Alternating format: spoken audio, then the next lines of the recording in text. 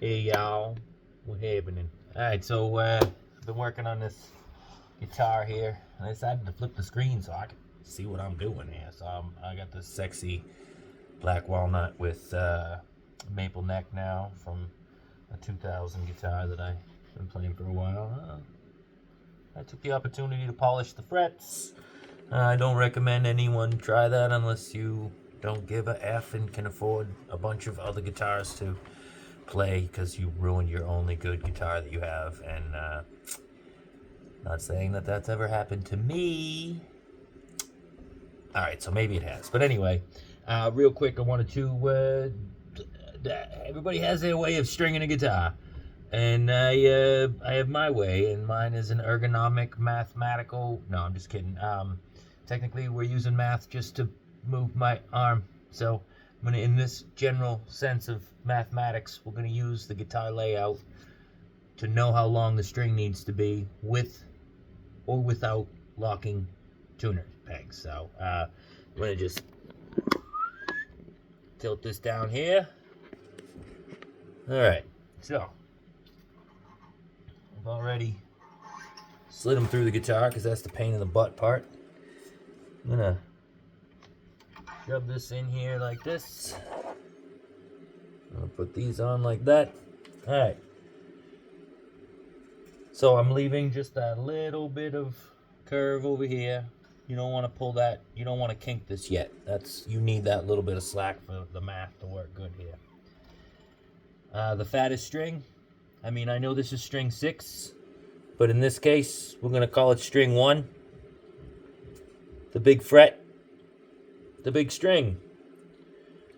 You pinch the string. Let me adjust. You pinch the string right behind the nut. You pull the string back until you are just touching the first fret, the same way you were just touching the nut, from here to there. Okay? And if you don't have locking tuners, that's fine. But if you do, here's where you would now lock the tune. Yes. Now, I probably should do string 2.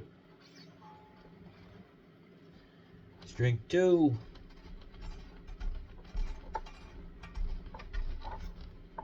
If the lock wasn't on, there we go.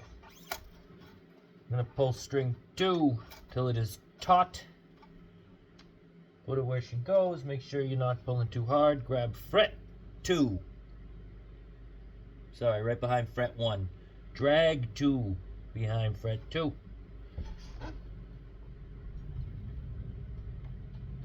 Now, if you don't have locking tuners, this still works. You just have to hold this longer. So let's say this isn't locked in. Grab my fancy thingy here.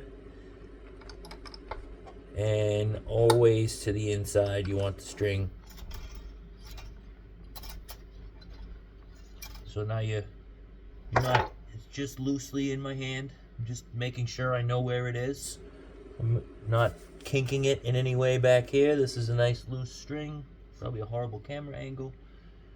With just a little bit of pressure here, because you want to be able to keep that kink, because if you don't have a locking tuner, you're going there. So now's where it gets trinky. I should have just done this from the beginning.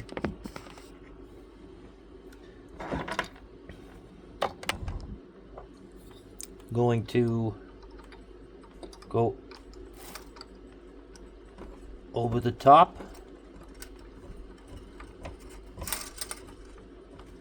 underneath the little loop that you've created on that side, and then underneath this tail here. Boom. And I could tighten it more. And if you can see, you have this pinching method. So as the string gets pulled down, it's pulling down on this piece, is crushing against that one, and this one.